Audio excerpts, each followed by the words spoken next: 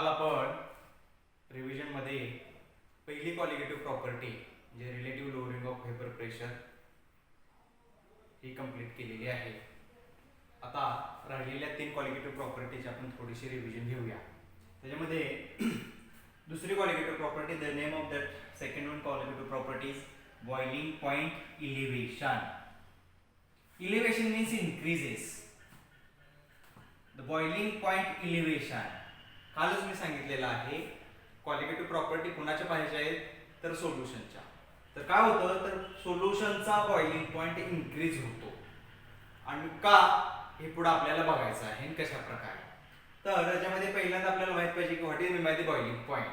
The definition of boiling point एक मार्कला बोर्डला सुद्धा प्रश्न येऊ शकतो. डेफिनेशन काय आहे, the temperature at which vapour pressure of liquid is equal to the atmospheric pressure. साधे एक्झाम्पल बघा. सपोज वॉटर, आपल्याला माहिती आहे वॉटरचा बॉइलिंग पॉइंट आहे 100 डिग्री सेल्सिअस. का 100 डिग्री सेल्सिअसच का त्याचं बॉइलिंग पॉइंट? 90 जर टेम्परेचर दिलं तर त्यावेळी का बॉईल होत नाही वॉटर, किंवा 105 110 अशा ज्यादा जर टेम्परेचर 100 पेक्षा जर ज्यादा आपण टेम्परेचर दिलं तर त्यावेळी का वॉटर बॉईल होत नाही, 100 लाच का बॉईल होतं? तर साधी कन्सेप्ट आहे. सपोज बीकर घ्या. बीकर मध्ये सपोज कोणते सपोज वॉटर आपण एक्झाम्पल घेऊया. इथं वॉटर घेतलेलं आहे. इथे हीट देतोय आपण. इथे सिलेंडर आहे. वेपर्स निघणार. ज्यावेळी वेपर्स निघतील त्यावेळी तिथं प्रेशर असणार. हीट द्यायच्या अगोदर वेपर प्रेशर किती असणार आहे 0 असं कन्सिडर करूया. हीट दिल्यानंतर वेपर्स निघले. वेपर्स निघाल्यानंतर सपोज वेपर प्रेशर क्रिएट झालं आणि मग प्रेशर सपोज 0.1 आहे. ज्यादा आणि टेम्परेचर दिल्यानंतर सपोज आता सुरुवातीला काही नॉर्मल टेम्परेचर 25 डिग्री सेल्सिअस होतं, पण नंतर आता 50 झालं, 60 झालं, 70 झालं. जसं जसं टेम्परेचर वाढेल तसं तसं वेपर प्रेशर वाढत जाईल. 0.1 0.2 0.3 0.4 0.1 आणि असं एक टेम्परेचर येईल. डेफिनेशन काय सांगते, the temperature at which vapour pressure of liquid is कोणाबरोबर आलं पाहिजे, इक्वल कोणाबरोबर आलं, ॲटमॉस्फेरिक प्रेशर. बरोबर. या ॲटमॉस्फेरिक प्रेशर बरोबर ज्यावेळी हा वेपरचं प्रेशर होईल त्यावेळी ते लिक्विड बॉईल होणार आहे. मग ॲटमॉस्फेरिक प्रेशर किती आहे तर 1 atm आहे, हे आपल्याला माहित आहे. ॲटमॉस्फेरिक प्रेशर किती आपण करतो तर 1 atm आहे. मग वॉटरला ज्यावेळी आपण 100 डिग्री सेल्सिअस टेम्परेचर देऊ त्यावेळी जे वेपर्स असणार आहेत आणि त्या वेपर्समुळे ज्यावेळी ते जे प्रेशर जनरेट होणार आहे ते प्रेशर कोणाबरोबर असणार आहे तर ॲटमॉस्फेरिकच्या प्रेशर बरोबर असणार आहे. आणि त्यासाठी टेम्परेचर वॉटरला किती द्यावं लागतं 100 द्यावं लागतं. आणि मग हे वेपरचं प्रेशर हे ॲटमॉस्फेअर बरोबर मॅच झाल्यानंतर काय होतं ते लिक्विड किंवा वॉटर काय होतं बॉईल होतं. ही अशी साधी कन्सेप्ट आहे बॉइलिंग पॉइंटची. एक मार्कला बोर्डला प्रश्न विचारू शकतात. सिंपल आहे definition, the temperature at which the vapour pressure of the given liquid is equal to the atmospheric pressure. आता आपण क्वालिटेटिव्ह प्रॉपर्टीकडे येऊया. मुळात या क्वालिटेटिव्ह प्रॉपर्टीचा सिम्बॉल आहे डेल्टा टी बी. टेम्परेचरच्या रिलेटेड आलेला आहे त्यामुळं टी घेतलेला आहे. पहिल्या क्वालिटेटिव्ह प्रॉपर्टीमध्ये प्रेशर होता म्हणून आपण पी घेतलेला. बघा इथं सुद्धा आपण आता कंपॅरेटिव्हली स्टडी करणार आहे. Boiling point elevation. Elevation means increases. Boiling point increase होतो. कुणाचा क्वालिटेटिव्ह प्रॉपर्टी कोणाच्या पाहतो आपण तर सोल्युशनच्या. सोल्युशनचा बॉइलिंग पॉइंट वाढतो कोणापेक्षा सॉल्व्हंट पेक्षा. का कंपॅरेटिव्हली स्टडी बघा. 2 बीकर आहेत. पहिल्या बीकर मध्ये प्युअर सॉल्व्हंट आहे.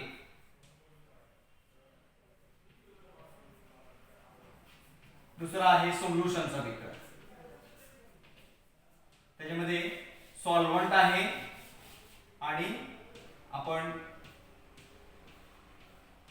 काल सांगितल्याप्रमाणे सोल्यूट आहे. 3 कंडिशनचा सोल्यूट. कोणता तो सॉलिड पाहिजे, नॉन व्होलेटाइल पाहिजे आणि non electrolyte. For example sugar घ्या किंवा युरिया घ्या. सेम सॉल्व्हंट आहे आणि सोल्युशन मध्ये त्या सॉल्व्हंट मध्ये काय नॉन व्होलेटाइल सोल्यूट ऍड केलेला आहे.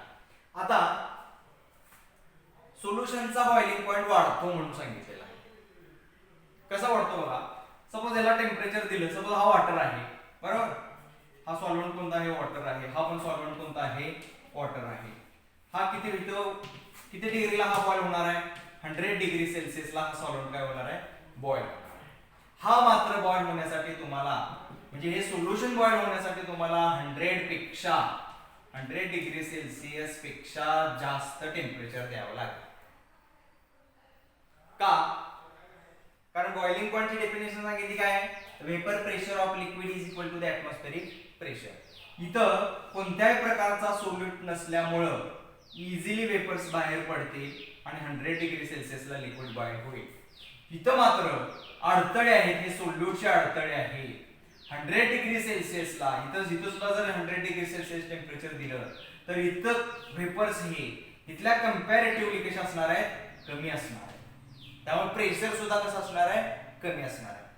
इथं 100 डिग्री सेल्सिअसला प्रेशर कोणाबरोबर मॅच झालं, तर ऍटमॉस्फेरिक प्रेशर बरोबर मॅच झालं.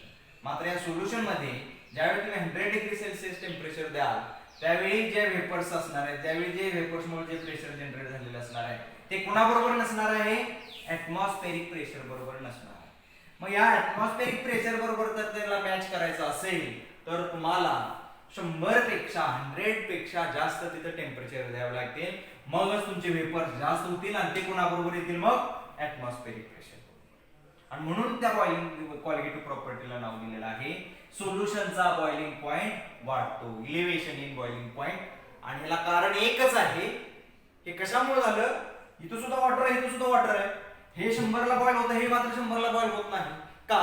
कारण ह्या सॉल्व्हेंट मध्ये कोणताही non volatile, non electrolyte solute नाही.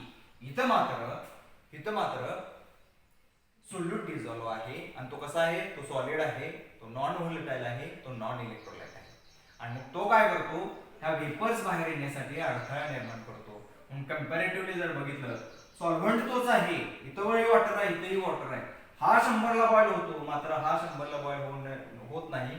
कारण वेपर्स 100 ला जेवढे पाहिजे तेवढे हा कंपॅरेटिव्हली इथं देत नाही. कारण वेपर्स बाहेर पडण्यासाठी हा सोल्यूट काय करतो, अडथळा निर्माण करतो. आणि ह्याच्या एवढे जर वेपर्स इथं पाहिजे असतील तर 100 पेक्षा तुम्हाला टेम्परेचर काय करावं लागेल, जास्त द्यावं लागेल. याचाच अर्थ सोल्युशनचा बॉइलिंग पॉइंट काय होतो, इन्क्रीज होतो. बरोबर. आणि मग सिम्बॉलिकली जर आपण पाहिलं तर बेसिक फॉर्म्युला मग येतो याचा delta TB is equal to T. मोठा कोण आला, आता मोठ्या संख्येतून लहान संख्या मायनस होते. त्याचं दुसरा डायग्रामॅटिकली ग्राफिकल रिप्रेझेंटेशन सुद्धा व्हिडिओ मध्ये मी ऑलरेडी अगोदर सांगितलेलं, आता रिव्हिजन आहे म्हणून त्याच्यामध्ये डिटेल्स जात नाही. आता मोठी संख्या कोणाची आली, टेम्परेचर कोणाचं जास्त आलं, तर सोल्युशनचं, सॉल्व्हेंट पेक्षा प्युअर सॉल्व्हेंटचं कमी आलं. मोठ्या संख्येतून लहान संख्या मायनस करायची. मग सोल्युशनच्या बॉइलिंग पॉइंटला सिम्बॉल आहे टीबी आणि प्युअर सॉल्व्हेंटच्या बॉइलिंग पॉइंटला सिम्बॉल आहे T0B किंवा TB0. मग TB minus T0, TB minus T0B. T for temperature, B for volume, T for temperature, B for volume. हा 0 कोणाला रिप्रेझेंट करतो, प्युअर सॉल्व्हेंटला. हा बेसिक फॉर्म्युला आपल्याकडे तयार झाला. आणि मग इथं स्टेटमेंट आपल्याला हा कंपॅरेटिव्हली स्टडी केल्यानंतर आपण स्टेटमेंट जनरेट करू शकतो. Boiling point of the pure solvent decreases, boiling point of the solution increases because in case of solution in solvent, solid, non-volatile and non-electrolyte solute is dissolved. वाढण्याचं कारण कोण आहे, तर एकच घटक कोणता आहे, non volatile, non electrolyte solid state solute is present in the solution. हे लक्षात आलं. आता पुढे आपल्याला बघायचं आहे रिलेशन बघायचं, relation between the molar mass of solute, relation between molar mass of solute and boiling point elevation. इथं लक्षात, त्याच्यामध्ये आपल्याला हे सोल्युशन जे घ्यायचं आहे, बॉइलिंग पॉइंट इलेव्हेशन कोणाचं, सोल्युशनचं. लक्षात ठेवा इथून पुढे आता जे सोल्युशन घेतलंय, काल सुद्धा आपण सांगितलेलं आहे, हे सोल्युशन कसलं पाहिजे, डायल्यूट पाहिजे. प्रायोरिटीला कोणतं, डायल्यूट सोल्युशनच्या क्वालिटेटिव्ह प्रॉपर्टी आपण पाहिजे. दुसरं, हे सोल्युशन हे आता लक्षात घ्या ही क्वालिटेटिव्ह प्रॉपर्टी जी अभ्यासतोय ते सोल्युशन कोणतं मोलॅलिटीतलं आहे. म्हणजे सोल्युशनचं आपण कॉन्सन्ट्रेशन एक्सप्रेस करताना आपण मोलॅलिटी, मोल फ्रॅक्शन किंवा percentage by mass, percentage by volume अशा वेगवेगळ्या प्रकारचे नॉर्मॅलिटी 6-7 पद्धतीनं आपण सोल्युशनचं कॉन्सन्ट्रेशन एक्सप्रेस करू शकतो. त्यापैकी कोणत्या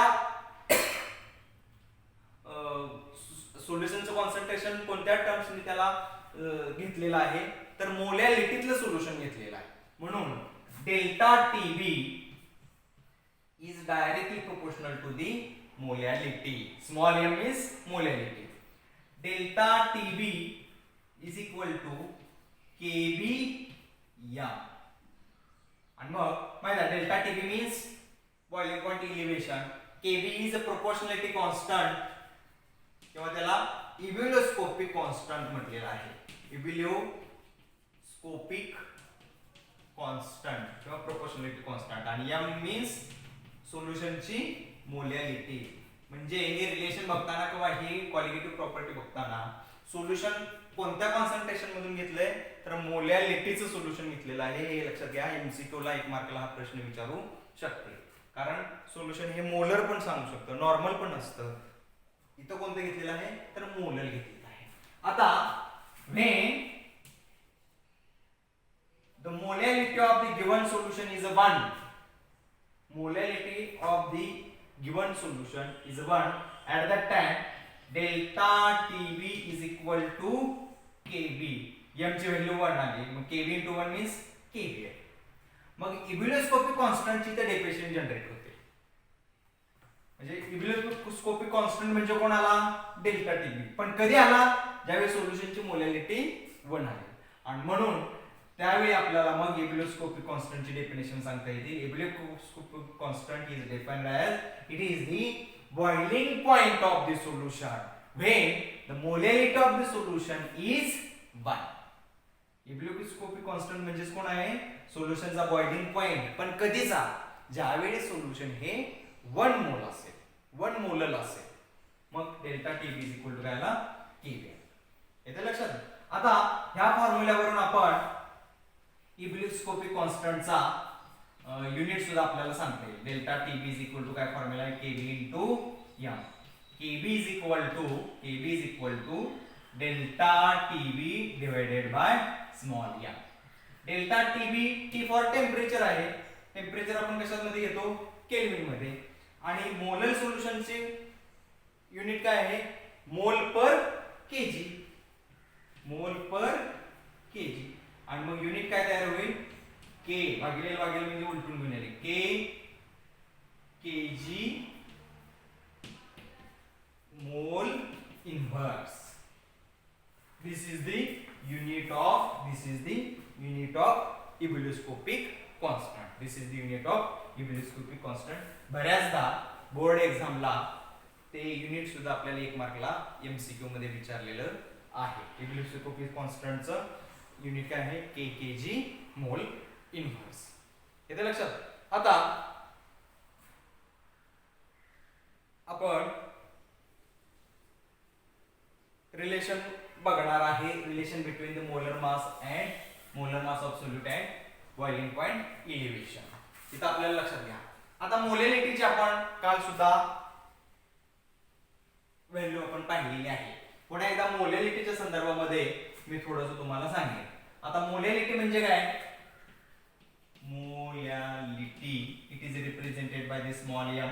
the definition of molality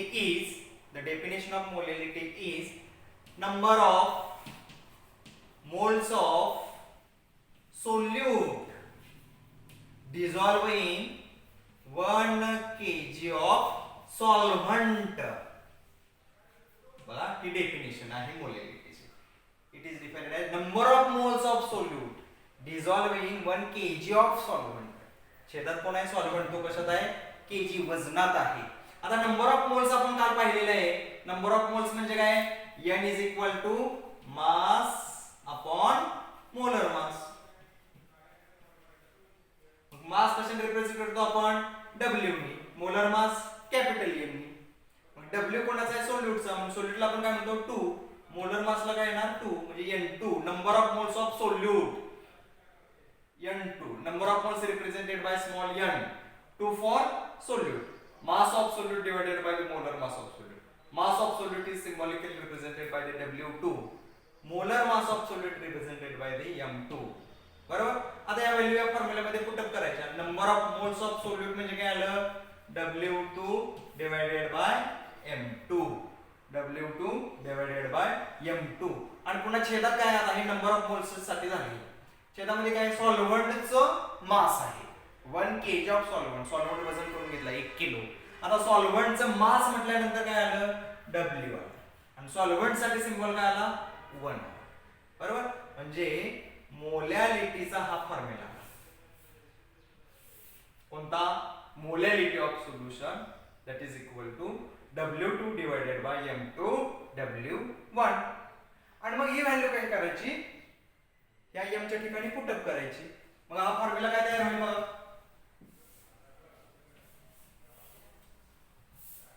that is equal to बघा